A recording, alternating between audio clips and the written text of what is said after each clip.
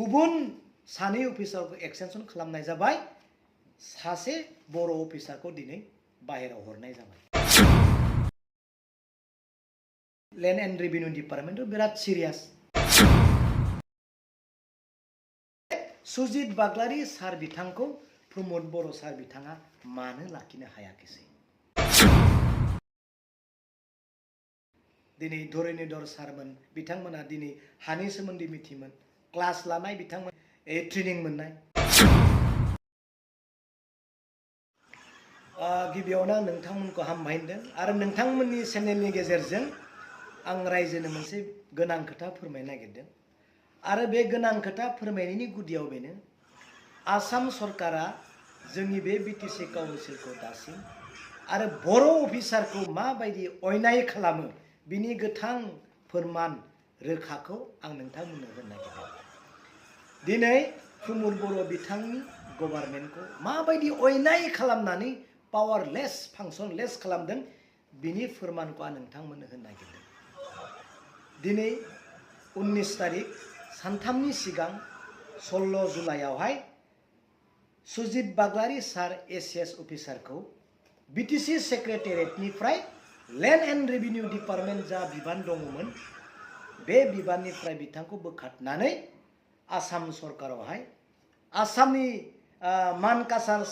सालमारा मानकासारावहाय दिन ट्रेन्सफार लानानै थांबाय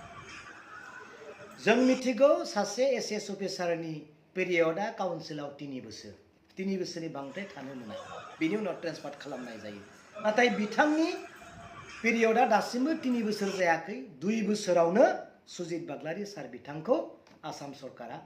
बे बिटिसि सेक्रेटारि अफिसनिफ्राय लानानै थाङो बिनि उल्थायै जों नुनो मोनदों जे श्री धीराज साउथ सार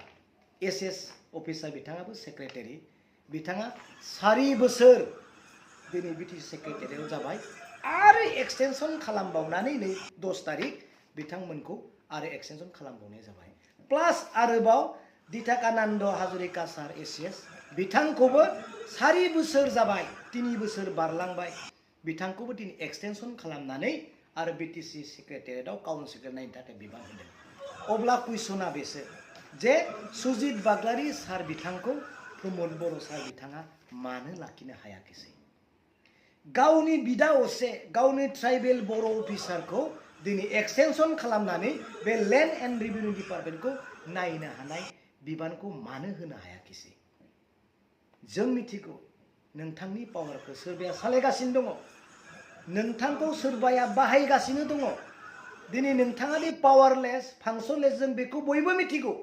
इएम जिएम एमएलए एमएलए एमपिस बयबो दिनै इन्टेलेक्चुयेलफोरा मिथिगौ अब्लाबो खुलुमनायजों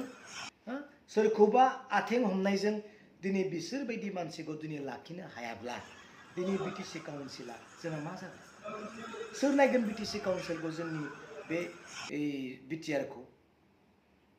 दिनै सिगाङावबो मानगोनां नरेन चन्द्र सार एसएस अफिसार बिथांखौ दिनै लाखिनो हायाखैसै विलबान दैमारी सार बिथांखौबो लाखिनो हायाखैसै प्राणजित औवारी सार बिथांखौबो लाखिनो हायाखैसै आरो दा नै सुजित बाग्लारी सार बिथांखौबो दिनै नोंथाङा लाखिनो हायाखैसै गोरोन्थिया सोरनि निश्चय काउन्सिलाव जायफोर दिनै नेताफोर दङ बिथांमोन दिनै आंथ' गोरोन्थिखौ मावाखै आंथ' गोरोन्थिखौ बुङाखै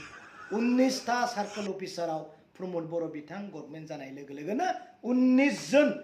गुबुन आदार्स अफिसारफ्रा फैबाय दासिमबो सासेबो बर' अफिसार प्रमोद बर' सार बिथां गभर्नमेन्ट जानाय लोगो लोगोनो साब्रैबो पिडि प्रजेक्ट डाइरेक्टर दिनै गुबुन हारिनि सासेबो दिनै गावनि मानसि गैया अन्तत 50-50 सानै गुबुन सानै गावनि मानसि लाखिनाय बिनिबो दिनै खबर गैया गासैबो एडमिनिस्ट्रेटिभ सिस्टेमावनो गुबुनानो दिनै 90% दिनै लैंड एंड रेवेन्यू डिपार्टमेंटआव बिराद सिरियास दिनै सिनियरा बिसोर दङमोन बिसोर रोङोमोन दिनै धरणीधर सारमोन बिथांमोना दिनै हानि सोमोन्दै मिथियोमोन क्लास लानाय बिथांमोना दिनै माबा मोननाय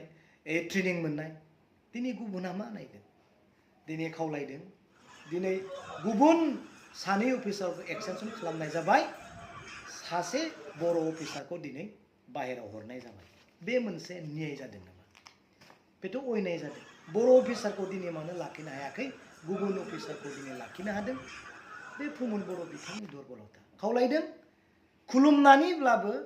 आथिं हमनानैब्लाबो सुजित बाग्लारि सारमोन बिथांखौ बे लाबोफिननो थाखाय खावलायदों आरो बर' ट्राइबेल अफिसारखौ लाबोनो थाखाय जोङो खावलायगोन जेन जोंनि बिटिसि सेक्रेटारियेटआ मोजाङै खुंजाथों, सालायजाथों। दिनै जों बेखौ खावलायगोन। गोरोन्थिफोर जाबायब्ला अननानै जों निमाहा